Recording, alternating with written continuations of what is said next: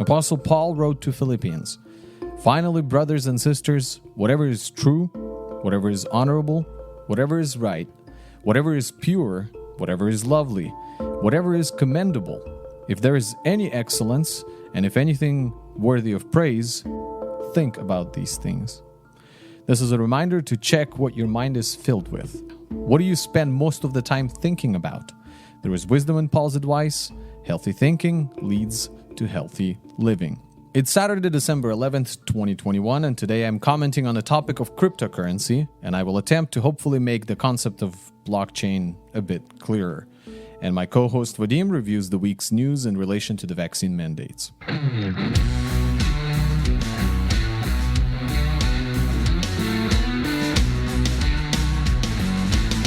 Welcome to LifeRing, a podcast where we strive to provide you with a well-rounded review of what is going on in the world between Monday and Friday of this past week. My name is Alex, and I'm looking forward to this episode today with my friend and regular co-host Vadim. Hi, Vadim.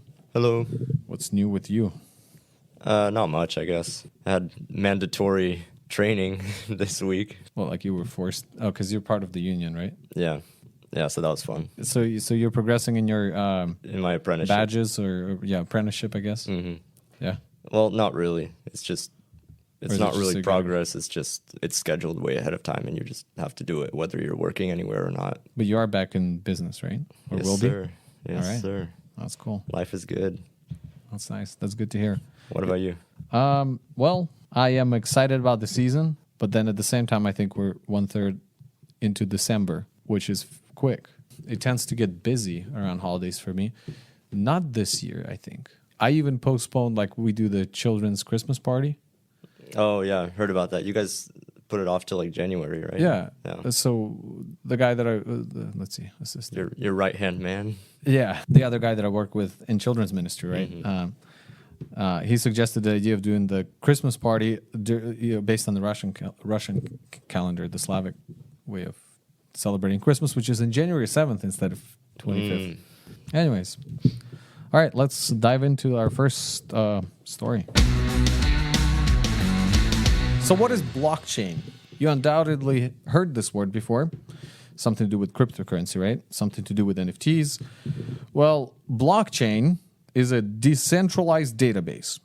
Say, for example, in everything that we do right now, like in relation to money, we have to trust a third party to complete a transaction. That would be bank, right? So blockchain is something that challenges this approach by creating an open and decentralized database, which means it doesn't sit in one specific place. And this removes the middleman and essentially cements authenticity of the transaction. So I'll explain. Here's what I've learned so far. And now, if there's someone out there that happens to know way more than I in what I'm about to share, then I would love to have a chat with you and maybe even have you as a guest. But for today, considering that we can look up anything online, here's what I've been able to grasp so far, and I hope it helps you understand the blockchain a little better. Ha an example that was shared by Kevin James on YouTube. As I watched this video, the first idea that he introduced is this idea of distributed ledger.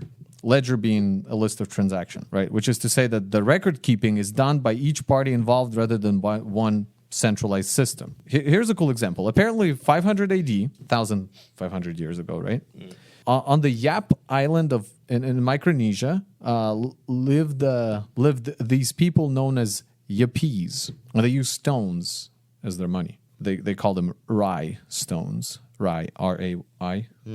Rai. So these were carved out of crystalline limestone, shaped like a disc, kind of like the, I guess, Chinese money. Have you seen Chinese coins? I haven't seen them, but I'm looking at the picture here. It looks like a pre-industrial wheel, I guess. Yeah. It's essentially like they say a disc, but it's more like a donut, flat donut. Anyway, so the size would range from 1.5 inch to 12 feet in diameter. Now, the biggest one apparently weighed, the one they found on the island, was around 8,800 pounds. Damn. These are pretty heavy. And so the heaviest of these were obviously placed in certain places around the island. And that posed a problem. If they had to be moved around all the time, that would be kind of an issue, right? These are heavy stones. So instead of moving them, they would memorize the location and ownership of their large coin. Each time there was a transaction done, they would essentially update their mental ledger of that transaction, right? Each one. And this is what you would call a distributed ledger. And that ledger is the list of all the transaction that was known by all the people rather than by just one person. Now, they could have selected someone to be that central person, but that means that they have to, trust that person, trust their character. Also, that person would be able to then, let's say, charge fees for the work that they're, for the time they put into keeping the ledger, or make the rules of how and when you can make the transactions. Also, what happens if that person gets sick or they move or die or, So essentially, if they chose that one person, that's what we have as a bank system today, right? The bank essentially authenticates all of our transactions. I think I get what you're trying to say, but do these people have a written language? Like, wouldn't that be better than any one person, or updating the ledger by basically word of mouth? Remember, they weren't necessarily trying to implement blockchain. What they did is unknowingly demonstrated what a blockchain is. Now, in real life, apparently that's not a very effective solution. It seems like it. But in the digital world, it makes sense because of the amount of veracity that it brings to the whole idea of when it's like distributed amongst everybody. The accuracy that it because now it's decentralized. You don't have to just worry about one person. And even if they would have kept the list, that's a good point that you bring up. That list could have been altered by whoever guards the list. Yeah, but their word of mouth ledger could be altered by someone lying about a transaction. And that's what makes it secure, actually. So imagine one of the Yapese person, claim they own a rice stone that is not theirs. Their claim would actually fall flat because everyone else's mental ledger contradicts the statement, because you have a whole island, so many parties involved, and each one has, and so the veracity of each one's claim would then be compared to everybody else's mental ledger, and it would quickly be discovered that this person is obviously out of line. So blockchain then uses this decentralized approach where no single person owns or controls the blockchain. It is rather owned by the collective network of all of involved parties, right? So what's secure about it is if a hacker, let's say, in a blockchain tried to defraud the blockchain, his altered record, which now says that, say, he owns half of all the cryptocurrency, would be checked against all the blockchain copies across the whole blockchain network of nodes and thus fail immediately. Because in order to succeed, he would need to alter the records of at least 51 of all the nodes to where then, all the comparisons would run and say, okay, the majority says this. But even then, that's, first of all, just an insurmountable task. Plus, it would not go unnoticed either way if somebody was to alter something, right? Most databases out there have someone managing them, which gives them access to alter the records, change them, and so on. Not so with blockchain. There's just simply no central storage or ownership. For example, Bitcoin network in itself, which is one example of blockchain. Blockchain is just a technology, if you will, an approach. But Bitcoin network has a ton of volunteers running these full public nodes, is what they call them. And at this time, they have 14,700 nodes running on the Bitcoin network. Each node is then individual party that is keeping a ledger. These are the individuals overseeing the transactions. And you can be one of them too. The only thing common among these people is the invested interest in the value of their cryptocurrency, right? Because they have a stake in it. So blockchain nodes keep track of all the transactional records with timestamps. And once compared with the rest of the network, and it is validated, it then becomes irreversible and cannot be altered. In this process, they use cryptography, which is a secure way of obscuring the contents and messages so that they can only be unlocked with one unique key. So it's very safe, very secure, and every piece of information is then secured by being ran through this algorithm or functions that turn, say, let's take, for example, the summary of my identity. They would take that and turn it into a digital string of code that is unique to me alone, because no one else has the same address, name, same spouse name, same kid's name, and so on. If you take that information and then you run it through a function that would just randomize, a certain code, you'd get a very unique, string of, let's say, 20 characters. And that string of code can only be generated with my identity, and thus can be verified only by my identity. Now, I've seen it explain it like this. Imagine your landlord sends you a contract that you both are signing on both ends. Now, we're going to run it through this algorithm, and what the algorithm will do is compare the contents of your contract run it through the function, see the kind of output it will get. Now, if only comma was altered in my version of the contract, even just one comma, the algorithm, once it runs through this mathematical equation, it will already come up with a completely random, There has to be this hash string comparison. What same formula, what generated on your end and what it generated on my end based on the document. Yeah, the example makes me think of when you're taking a test and you fill out all the answers, and then the person that's grading you just has like a piece of paper with holes punched into it, and then they lay it over and they see if all the answers are correct, then that means you pass. But if there's something that doesn't line up, then it'll show that. Yep. So it's matching there's only one match that could be to your unique hash string, if you will. So now then, Bitcoin came out in 2008, and at that point, I guess nobody cared about what it was or what it could be besides the creators, I suppose. The world just wasn't ready for it. Now, about 6 years later, after the Bitcoin and the blockchain news broke, two major companies engaged in using the blockchain technology, which was, I think, Disney and eBay. Now, as of September of this year, 2021, 81 of the world's top 100 public companies use blockchain technology today. And today, it's used in such areas as, according to forecast.news, as payments, identity, reputation, trade finance, banking, supply chain, logistics.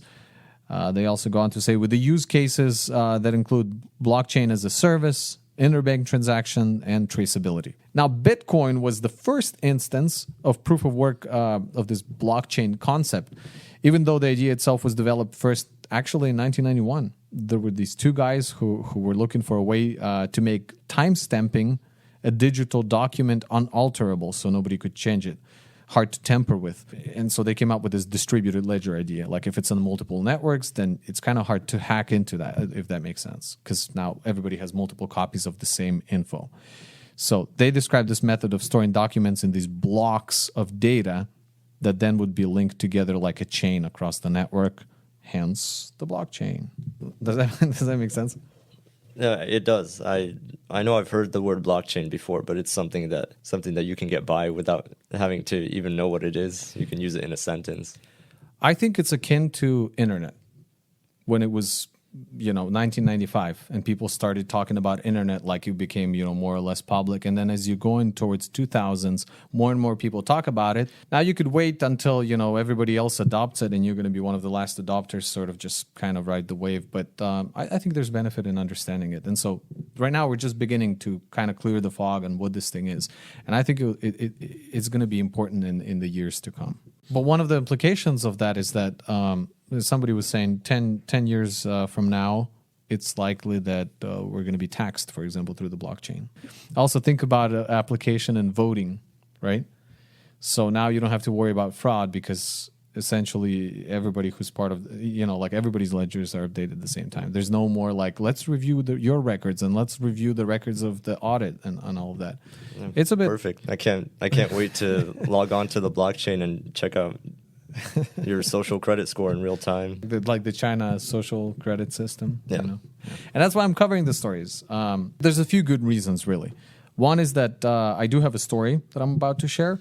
And two, that it's something that we will have to come to terms with, whether we like it or not. And so the sooner we understand what's going on, the better we will be equipped to make the right decisions as we go about our life.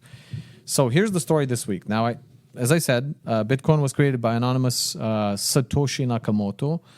Well, the man behind the pseudonym is apparently Australian computer scientist Craig Wright, who in 2016 implied in a blog post that he's the creator. Now, remember, he created it in 2008. Now, many have doubted his claims, mainly because he hasn't moved any of the early Bitcoin presumed to be mined by Satoshi, according to CNBC. So here's the news. On this Monday, Wright prevailed in a Miami civil case that pitted him against the family of his late business partner and computer forensic expert David Kleiman.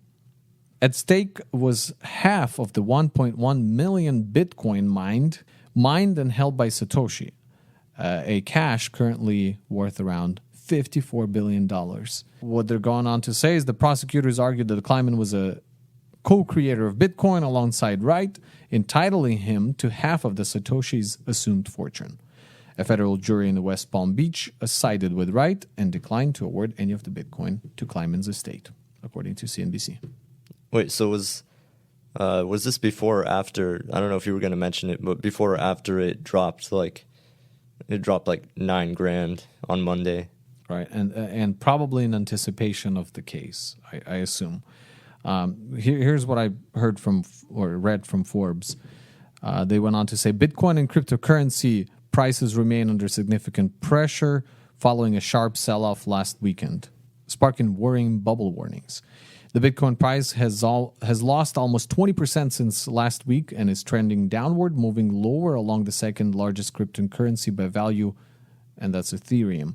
The Ethereum price has lost around 15% over the last week. Now, one closely watched analyst had said he expects the U.S., notice this, to, quote, embrace cryptocurrency in 2022, predicting that the Bitcoin price appears to be on a trajectory for $100,000, which currently it's at $48,000 as of the time of the recording.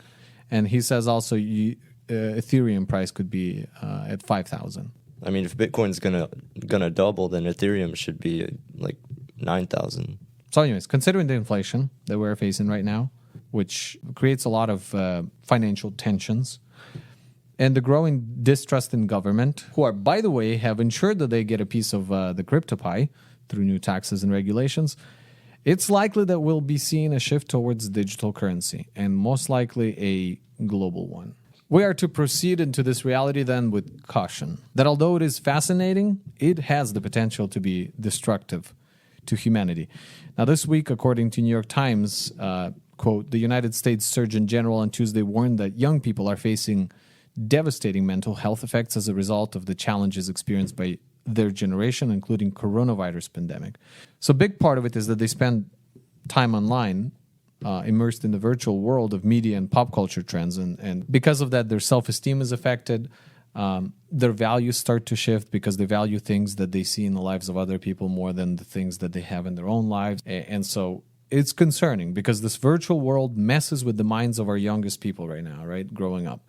Now, of course, just like everything else, we will adjust to, as a society, we'll adjust to the next technological breakthrough. But there might be danger in all of this. And we as leaders, as parents, as older siblings, as, responsible members of the society need to keep that in mind. That as we progress and take the best of what innovation brings about, that we do not leave behind us a trail of shattered young lives who are not able to adapt to the pressures and sudden changes, I guess, in what these innovations bring about. So metaverse, it sounds like a possible escapist solution because it does shift our focus from things that are, should be valued in the real world to the things that are valued in a virtual world, like NFTs and, and now digital currency. And that's not good, for we were created to live and enjoy in a physical world. That's the way we were designed to be by our Creator. And so this current culture shift is strange, but it's not altogether bad. That is why we need to stay alert, get educated on what's going on around us, get grounded in the Word, and proceed with wisdom from above.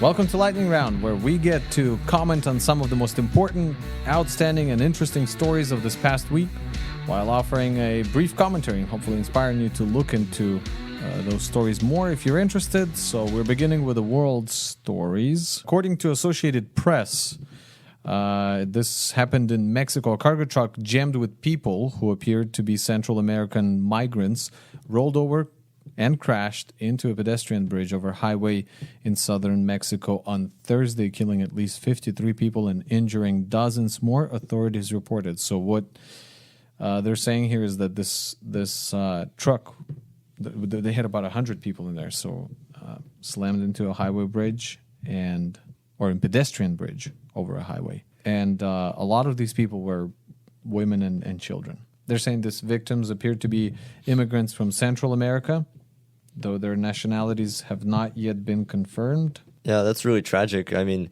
they talked about the Mexican government that was helping out to identify the dead and to cover their funeral costs, or Well, okay. What strikes me is that this whole situation is tragic all around. These people have been. A lot of them were in search of a better life, right? I mean, I can't claim for each individual on that truck, but apparently that's something that they do. Here's something I read. Apparently, this number of people in a freight truck is not unusual. Later on, they wrote, in October, in one of the largest busts in recent memory, authorities in the northern border state of Tamaulipas found 652 mainly Central American migrants jammed into a convoy of 6 freight trucks heading towards the U.S. border. No, my main point is that you got people who are in this, in the truck going towards a better life. Yes, they're doing these, dangerous. They're making these dangerous choices, right, which possibly put them in jeopardy at any point of the way. I mean, well, I'm just thinking about how many, the communities that they left to take this trip. Like, are they going to continue to hear, stories based on the people that made it, or scare stories about people that had accidents like this, which are, I mean, to be fair, like, this is very unusual. There's an article here from BBC News that talks about New Zealand that plans on banning cigarettes for future generations. So apparently they're making a cutoff. Anyone born after 2008 in New Zealand will never, ever, ever be able to legally buy cigarettes. That being said, there's no such provisions being made for, controlling things like vaping, which is, I mean, probably more popular amongst the youth anyway, but... And possibly more dangerous, depending on what kind of chemicals they are ingesting. I mean, I think that studies show, short term, at least, that there's a relatively less danger. But then again, there's not a lot of long term data. And we had a few scares, a few years back where people were buying like stuff off the black market, and then there was a couple events where those things exploded in people's mouths and stuff. Ouch! Scary stuff. So anybody who's 14 years or younger essentially will not. Yeah. I don't know how this is going to work. I mean, because the critics are saying it's going to go to black market. I mean, it's the hey mister game, like it's just going to be, there's always going to be people that are eligible to buy it. So the stores selling tobacco are not going to go out of business by any means. Right. That makes sense. I mean, I want to see this maybe 10 years down the road. Yeah. Where we see it's not a full prohibition, but it's like it's going to get to the point where there's no one left alive that's eligible to buy this. So they're saying New Zealand is determined to achieve a national goal of reducing its national smoking rate to 5%. At the moment, 13% of New Zealand's adults smoke. All right. So finally, as we're talking about the wider scope of news, remember that ship that got stuck or wedged in the Suez Canal? I remember it like it was yesterday. Ever Given? Well, apparently it's on its way back to the canal, and it's going to be passing it on Sunday. Ever Given it's called Ever Given, but if you recall, and Vadim, you asked in the beginning, like whether it's it says Evergreen on the side. It does, and apparently that's the company that operates it. Check it out this Sunday as you're listening to this episode. We'll see, I guess, what is it called? Pilot decides to do. So this is an article from NBC News that talks about the actor Jussie Smollett. So he had his trial and he was found guilty by the jury on 5 of the 6 charges. So he was accused of falsely reporting that he was the victim of a disturbing and hate-fueled beating. From what I understand, it was found out that these people that he accused of beating him were in cahoots with him. He had previously, went clubbing with them, went to a bathhouse with them, did drugs with them and stuff. So they were pretty tight, and he's, exactly the kind of people you would ask to help you orchestrate a hate crime against you. So I don't know. I think he got off pretty easy. I feel like they didn't take into account all the implications of like race baiting that he was doing. And he still maintains his innocence and saying that they're going to appeal the verdict. He was trying to get, gain attention. He gained attention, but basically, it just blew up in his face. All right, so according to Reason, prices are rising faster than they have in nearly 40 years. A year-over-year inflation hit 6.8% in November. And government data released Friday morning shows the highest rate of inflation since 1982. November is the 6th consecutive month in which prices have been more than 5% higher than they were a year ago. And they went on to say inflation is hitting just about every category of consumer spending, but some areas are noticeably worse than 2020 levels. For example, energy prices are up 33% since last year. And prices for used cars continue to soar, 31% higher than a year ago.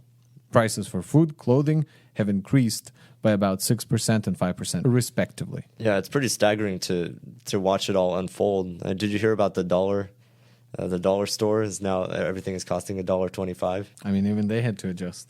I felt like, though, most of things that you would buy from dollar store already were. I mean, they adjust it by, packaging sizes and like, basically you get less for that dollar. But I mean, even they got to the point where they're like, nope, we just got to raise the prices. That's it. They also went on to say that meat prices went up 16%, eggs 8%, milk 5%, and gas prices went 58% in comparison to the same time in 2020. And this next story, sadly, something probably that we would not want to cover, but because this person has been a reality TV star on a Christian TV show, A Christian Family, a show that ran for quite a while. The show that was titled 19 Kids and Counting, a big Christian conservative family, had a reality show of their life. No, I think I've heard of it, but I didn't know his name necessarily. Right. And so, as the children were growing up, this is one of them, Josh Duggar. He was convicted this Thursday of downloading and possessing child sex abuse images on his work computer. So they're saying they found him guilty on one count, each of receiving and possessing child pornography. He faces up to 20 years in prison and fines of up to $250,000 for each count when he's sentenced. The article from NBC News went to point out evidence presented to the court included logs of Duggar's internet use, which included downloading the images, sending personal messages, and saving pictures. Now, the attorneys denied all the allegations during trial, saying someone else downloaded the images, and that Duggar's own personal devices were clear of any illicit material. I mean, I don't know if you would compare it to what happened with Ravi Zacharias, where like you kind of want to hold back because he passed away, and so there's a lot of things that he can never answer for, really. But I mean, in this case, like, yeah, why not throw the book at him? I guess you would partially expect him to deny the allegations, right? I don't know if we should leave like a little bit of benefit of a doubt that somebody did come up and, brought this. Could somebody have built a case against him because he's a Christian? There's just a possibility for that. However, if you look at, what's happened in the past, also according to this article, in 2015, following the apparent hack of the extramarital affairs website Ashley Madison, Duggar was revealed to have frequented the site. He released a statement following reports by The Hollywood Reporter and Gawker saying that he was so ashamed of the double life that I had been living and apologized to his wife. He checked himself into a rehabilitation center not long after, according to his mother's blog at that time. So the idea that, this could have been set up against him seems like something that's kind of, happened in the past. Yeah, I don't know. I've honestly, I didn't really know who he was before this, so I can't vouch for him, but that seems like kind of a stretch. In other news, also from Christian headlines, the plumber that found all the money in Joel Osteen's Lakewood Church has been awarded $20,000. He said he's really grateful for it, and that bills are stacking up, work is getting slow, so this money's going to help tremendously. But he was also a little bit hurt that Joel Osteen himself never contacted him.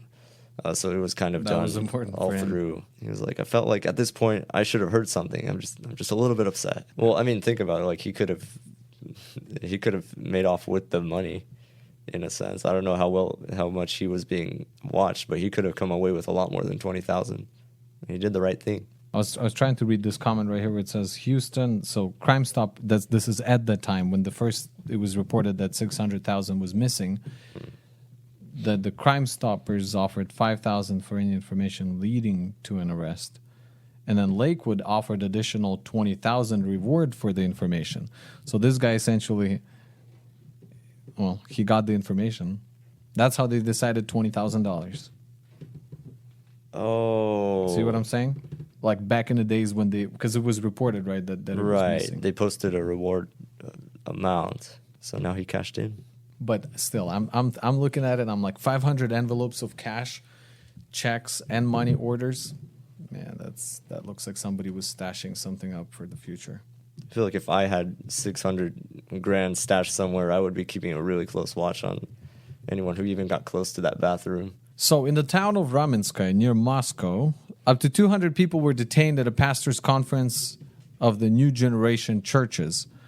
So Russian, what do you call them, SWAT team, apparently burst into this church where there was a bunch of pastors, having a conference.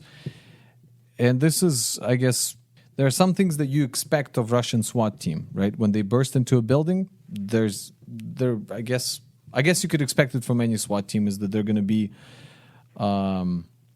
they're not going to be disrespectful, diplomatic. Yeah, they have a job to get done. They're going to put people on the floor, face down, all of that. For me, as I was watching the video, what was weird to see is this contrast of you expect church to be something sacred, right? You got people who gathered, they were praying for revival. Is in the video actually that I saw, it showed moments before the people burst in.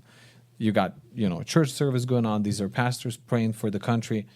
And then next thing you know, you just see this video of the officers running in, and you hear all the profanity, and, they're kicking them, and they're, face down on the floor. And just seeing the clash of the two just looked very extreme. You would kind of expect them to have at least a little bit of respect that you are in a church. You're in something that's, I don't know. Like you could expect that in a... You would expect to see that in a Middle East country, not in modern Russia. Yeah, I mean, I didn't watch the video, but I have a general idea of how the special forces can be expected to conduct their missions. I just wonder what were they going off of? Like, was it because they were foreigners, or? So the situation currently in Russia is, if you're a church, you're supposed to be having number one, you're supposed to be registered with the state, every single church. And then if you're doing videos, for example, on YouTube, you'll see that they'll always have to have a disclaimer that this is a religious registered organization. Now, we know in recent years they have been really pressing down on Jehovah's Witnesses. And the main idea behind that is that because Jehovah's Witnesses is this international organization and has different political views than, let's say, the citizens of Russia are expected to, yeah, the state-sanctioned Russian Orthodox Church. Yes. So because of that, I guess these churches also got on the list because one of them is registered in Latvia and another one in Ukraine. That's either extreme paranoia or some personal vendetta on behalf of those agents. According to official information, the reason for such a decision was that their activities pose a threat to the foundation of the Constitution order and the security of Russian Federation. So there you have it. So this next story is from Buffalo News. I'm assuming Buffalo, New York. And so there was a lady who, they don't really know how she got into the river, but the fact of the matter is this car was going downstream, basically on the brink of going over the Niagara Falls, and so they sent somebody. They sent a diver over by helicopter to get to the car, to open the passenger door and pull her out and lift her to the shore. But throughout all this, they did not realize that she had already passed away. Yeah, at this point, they have no idea whether the vehicle entered the water accidentally or intentionally. That's something that's probably going to be investigated, but witnesses say they just saw the vehicle occupied by a woman go into the falls somewhere between the vehicle bridge and the pedestrian bridge.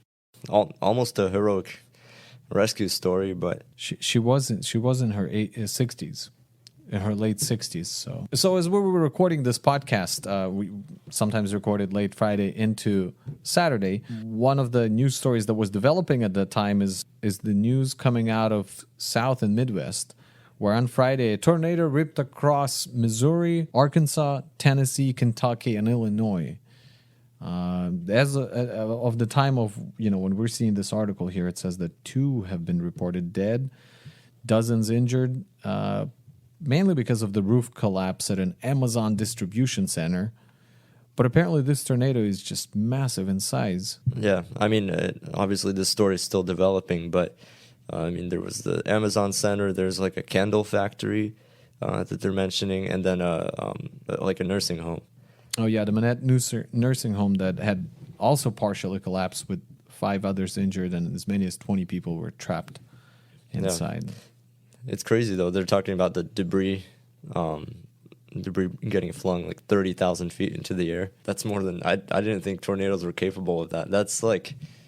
You can't fly an airplane over that. So according to Daily Mail, the exact speed of tornadoes were not yet known on Friday night, and it was unclear how many there had been. CNN reported that there were 19 tornadoes that hammered the 5 states. Some reports suggested that record for the longest single tornado, 219 miles, have been broken, and that it had crossed 4 states, breaking another record. Observers speculated that many of the tornadoes were at 4 or even 5 on the enhanced Fujita scale. So in other news involving weather, there's an article from Associated Press that talks about a shortage of snowplow drivers that could become an issue as I guess we get more snowy, more stormy winter weather. Well, it says states from Washington to Pennsylvania, including Montana and Wyoming, in the Rocky Mountains, are having trouble finding enough people willing to take the comparatively low-paying jobs that require a commercial driver license and often entail working odd hours in dangerous conditions. So they're saying that at least in Washington state, the department is down to about 300 employees. So because of the vax mandates, there is an employee shortage, at least in our state.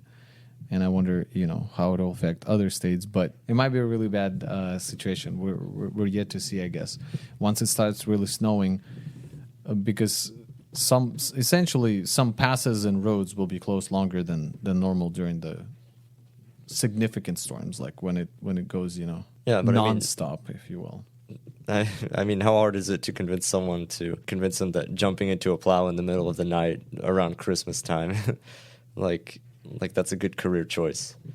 Yeah. Especially if there's jobs you can have with your qualifications that would pay 10 times that and don't require vaccination. It just seems like a disaster. Yeah, I think we're going to start seeing the effects and the fallout piling up, much like the snow on the roads.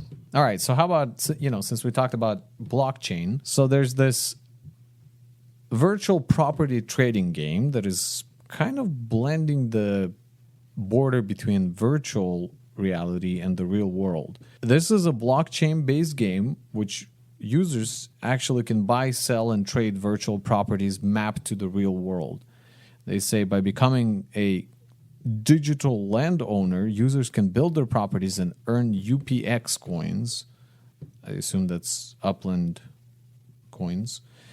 And so the project utilizes blockchain to tie each property within the upland platform to an NFT. So this doesn't mean that you couldn't make another platform where you sell the same virtual spaces. So it looks like that's one of my concerns, is that it's like, what makes this virtual world, because now you can create hundreds and thousands of them. But that argument kind of falls flat, because same with Facebook and Instagram, you can create hundreds of these kind of platforms. But then there's this space on that platform where, it says your name and it says 20 million followers. And that place is valued, it has a price tag on it. So in a sense, it's like wherever people will flock to and make that platform grow, that's I guess where growth is going to happen. This in particular platform has already 70,000 users, I want to say. 60,000 daily active users. Now we're talking about, and they raised right now more money to basically continue the development. They're paying real money to buy just chunks of land that they can then sell with other people or trade with other people. And just, to be honest, I have no idea what the purpose of the game is. What is the end goal? So everything's going to get bought up and then they're going to be trading amongst each other. Are you able to make improvements on the land? Are you able to rent? Well, you buy, sell, and trade virtual properties mapped to the real world. So if you purchase and hold a property in Upland, you own that property forever or until sold. I mean, it seems pretty pointless right now, but maybe we'll be listening to this podcast later and find out that we were disastrously wrong. They're almost trying to play off the whole FOMO right now and just drive people to like purchase these little pieces because they're saying in the future it will be important. Because right now it's like the Wild West, right? Anybody can claim any property. But I assume in the future maybe... Hold on. So this is, I guess, where the crossover with the metaverse would happen. Because I guess then maybe you could build a house here. Right? Yeah, but why does anything in the metaverse have to conform to this platform? It doesn't even look that Only detailed. if it becomes popular, I guess. And maybe it's not detailed at the time, but consider that this will be a huge war. Maybe this will be the world. Okay, so here's a story from space.com that talks about one of China's rovers that is on the moon, the U2 number 2. They spotted this cube-shaped apparition. It's an object that they captured on one of their cameras, and it looks like a pretty. I mean, they say that it's a large boulder that's that came out of being struck by the moon being struck by an asteroid or something. But that's a pretty square-looking and large boulder, if that's what it is. And when you look at it from space, and they did have an image of it, it just looks out of place, and it casts a pretty, uniform shadow.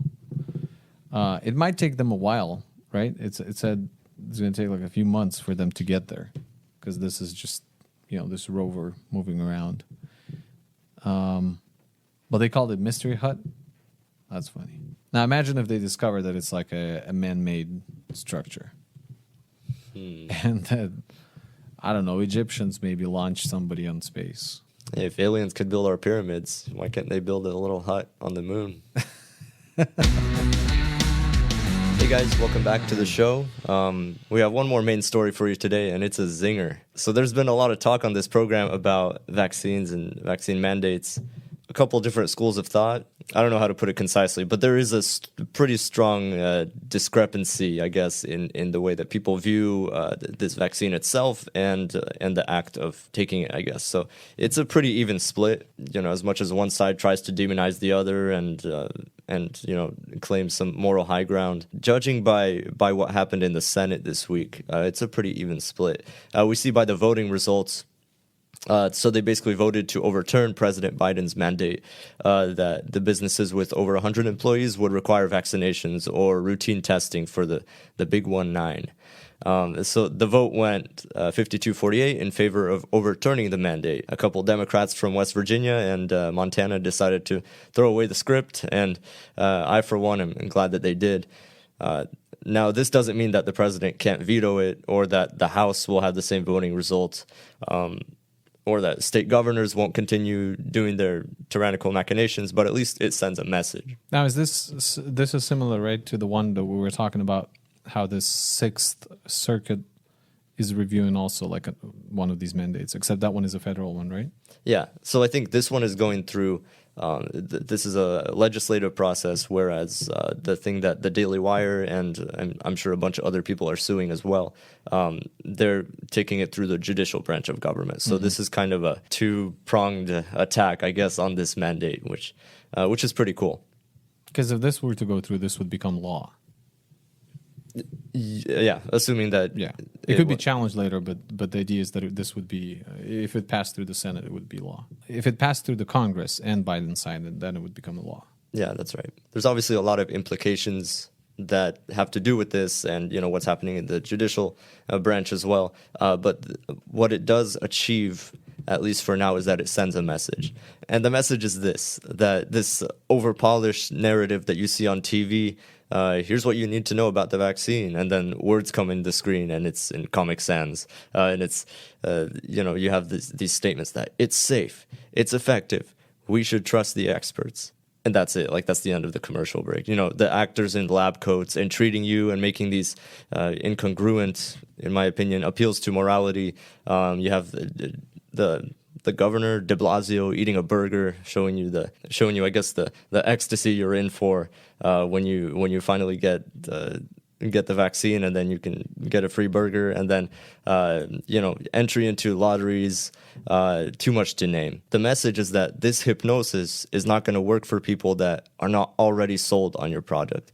I'm pretty sure most people that went and got the snake bite did do it to lower personal risk. But many must have been just tired of hearing about it and thought that this would make it go away. That's what I think. But it only made it worse because now they're subscribed to whatever ingredient changes, whatever booster additions are chosen for them. So here's the message, right?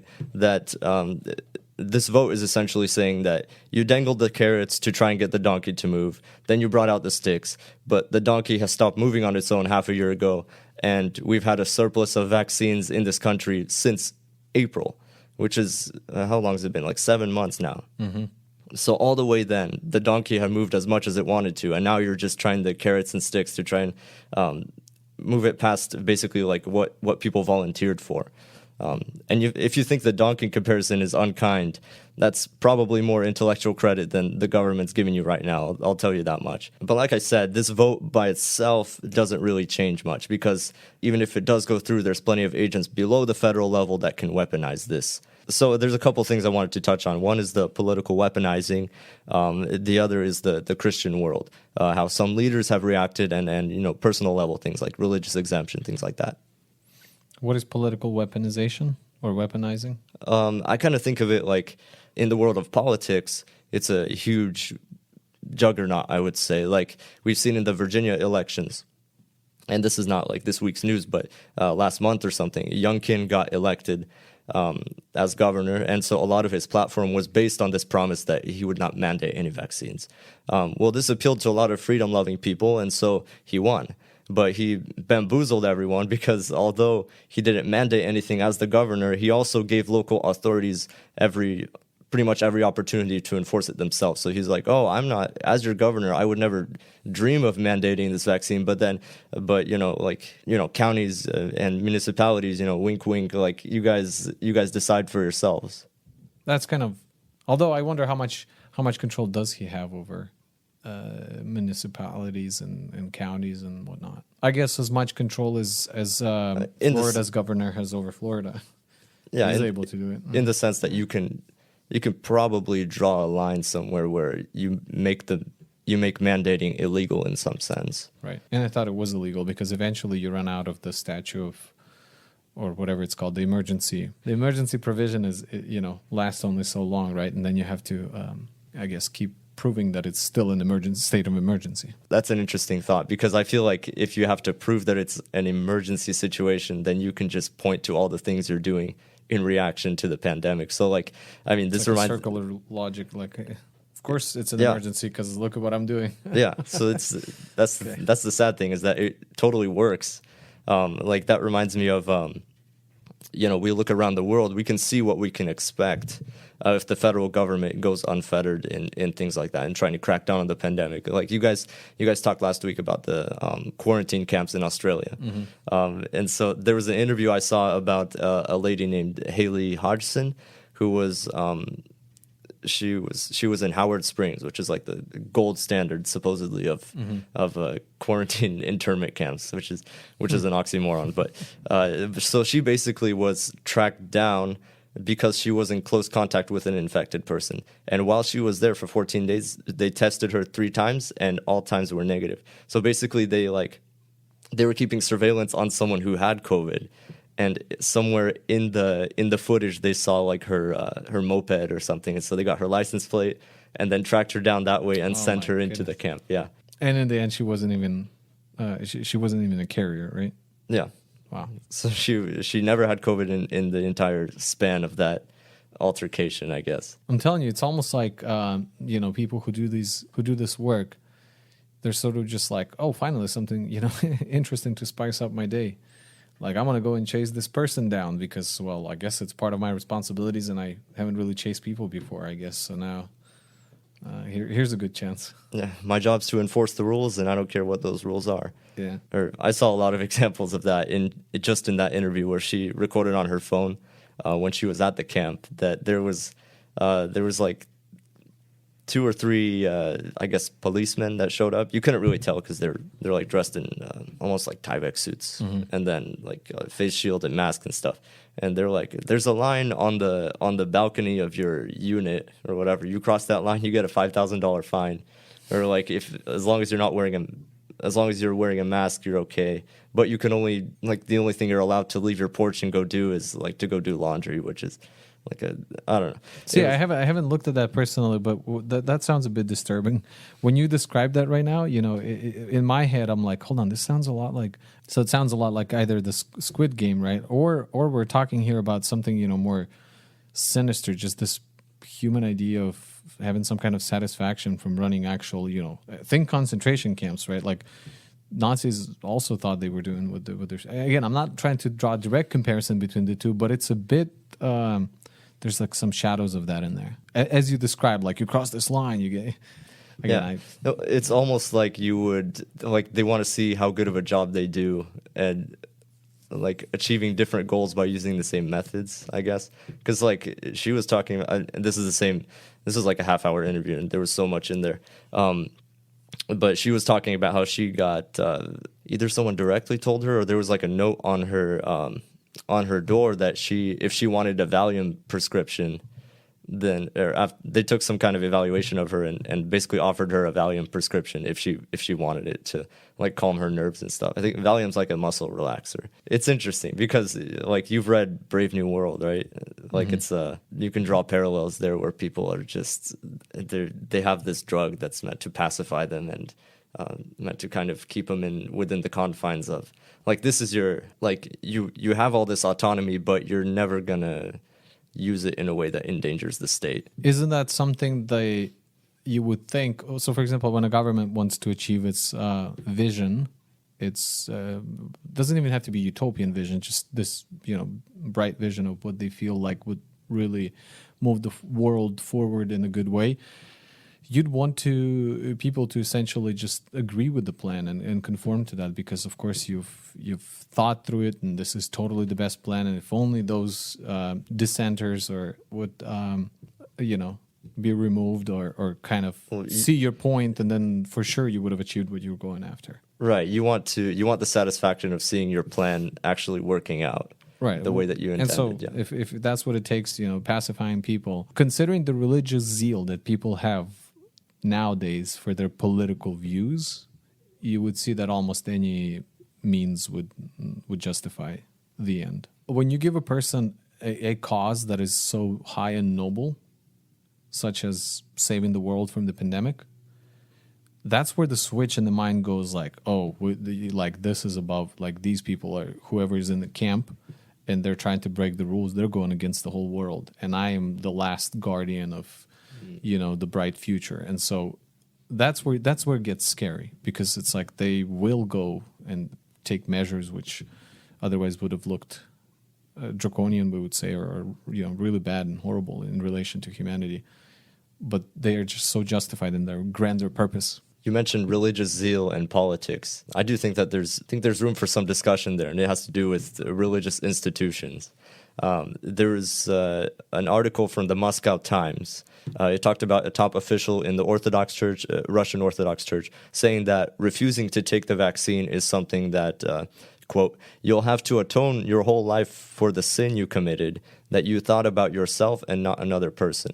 End quote. As a side note, there was a poll that said 54% of Russians refused to get vaccinated. So in the past, I think we've mentioned how our social justice Pope also has a similar message where he said there's a moral obligation to take the vaccine. Now we know that this isn't a monolithic message as far as the universal church is concerned, because I know pastors that are sharing a completely opposite message, but think how much sway this holds over people and how much power these individuals have. So how can you reconcile this with the personal task of requesting a religious exemption? Like in my perspective as a Christian, I'm thinking, my worldview is religious in relation to all areas of my life. And so I constantly reevaluate my perspective with what the Bible teaches, what the Holy Spirit guides. And the way I look at it is that my religious belief is based on a principle, moral obligations that I find in the Bible, right? And the Bible teaches us that our body, our mind, our soul, they're redeemed. They belong to our Creator, the God of the universe, whom we gladly serve and are very wise to submit to. And that includes our conscience, which in turn, if you go to the Bible, it says that it's to be clear and not violated by peer pressure, institutions, governments, individuals.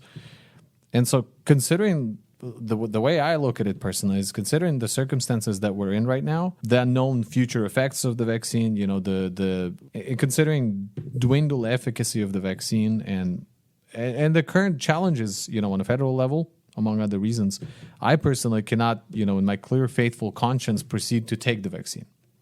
And so the Bible, on top of that, teaches us not to rush into decisions, consider everything carefully, prayerfully. And so we have to take seriously the task of caring for our bodies for the glory of God. I do list 1 Timothy 1:19, then there's James 4:17 about having clear conscience, and then the body being the temple. And so with that, I think that it is a responsibility on each individual, because there's a lot of things that we could be doing. I guess you could be taking all, like, do we apply this to all the vaccines now? Or is it only to the COVID vaccines? How far do we go into, submitting our body to for the good of the society? How far do we go into submitting ourselves to some kind of medical procedures just so that it would benefit our neighbors? Right. I think there's a line there. What is there to be said about relying on the conscience of a church leader? For example, we had the Pope and the Orthodox guy, and then local pastors and things like that. Because you're effectively, if you take them on their word and do as they say, you're pushing the responsibility of the choice on them. Or are you making the mistake of living by a stranger's conscience? I think as Christians, I think it's good that we don't focus on any one person in particular except Jesus, the person of Christ. And that probably helps us, is that we can listen to the opinions of the people we respect. And that's really cool, to hear how they have processed it from maybe their position of a deeper knowledge of the scripture, or sometimes even a more spiritual, more deeper relationship with God. But as that, it just stands, as guidance. So say, for example, if there was today a plague that was sweeping through the earth, a real plague that would kill people. And if we had evidence that undisputed evidence, that we as Christians are contributing to the cause by not taking the vaccine, and that vaccine is really effective and it really stops it, I am pretty positive that we would probably the first ones in line to take the vaccine. Yeah, I agree with a lot of that, in that church leaders are human.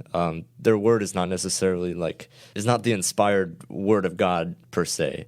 I'm concerned that it has to come to a religious exemption. There should be an exemption called "I don't want to," right? Especially because this isn't the bubonic plague.